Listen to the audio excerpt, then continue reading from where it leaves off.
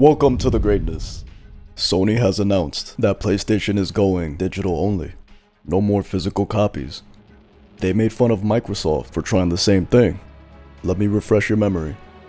During the 2013 Xbox conference, the Xbox One was revealed to be an all-in-one entertainment system that will control TV, movies, chatting, and more. They spent the entire conference talking about this, instead of what gamers actually care about, the games. The Xbox wanted to lock games to a single account to eliminate used or borrowed games. Consoles were region locked. Must be always online to play anything. The Kinect camera must always be connected to invade your privacy. Don Matrick, who was the lead at the time, replied, advantages that you get of having a box that is designed to use an online state.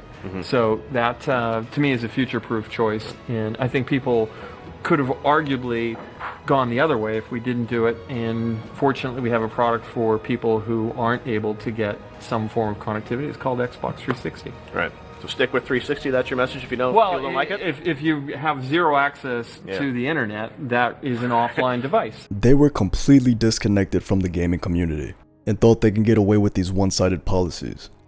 The backlash was so bad that Don Matrick left the company, and Xbox had to remove these features before launch. Sony's press conference was after Xbox, and Sony's response was legendary. Since PlayStation 4 won't impose any new restrictions on the use of PS4 gamers.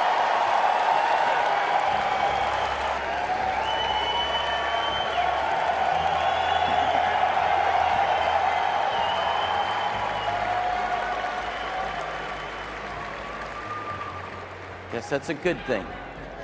When a gamer buys a PS4 disc, they have the rights to use that copy of the game. They can trade in the game at retail, sell it to another person, lend it to a friend, or keep it forever.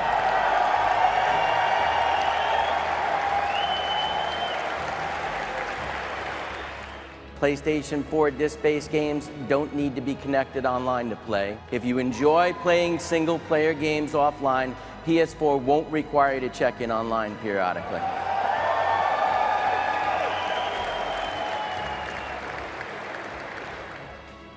I'm very proud to announce that PlayStation 4 will be available at $399. They became the instant winner, but that brings us to the present. They have been programming a generation of gamers to be comfortable not owning their games. Doesn't that sentence sound familiar? Ubisoft was asked what it would take for a subscription-only service to be normalized, and Ubisoft responded that gamers would need to get comfortable not owning their games for that to happen. The gaming industry has been forcing us into this direction. They want to become a subscription-only service where you have to constantly pay or lose access to games. Obviously, it is much better to buy a physical copy and be able to play it anytime you want. No internet, no subscription. It is still playable, even if removed from stores. Whether you play physical or digital, this affects all of us. This is more than about physical copies. This is to prevent companies having full control over us, to continue doing these anti-consumer practices. That is what gamers are fighting for. A subscription-only service on PlayStation kills the used game market. You have to buy directly from them, so they have full control on the pricing, which means you will have less of a chance of getting something on sale.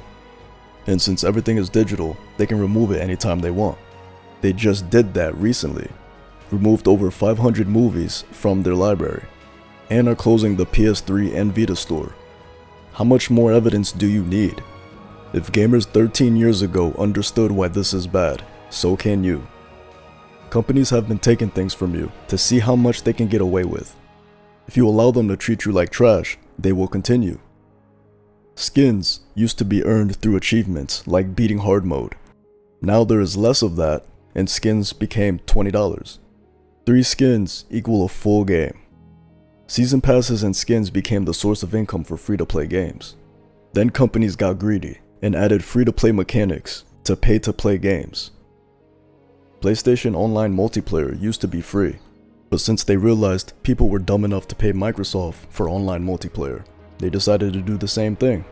And since they dominated the conference, they got away with it. These companies really found a way to make you pay twice for the same thing.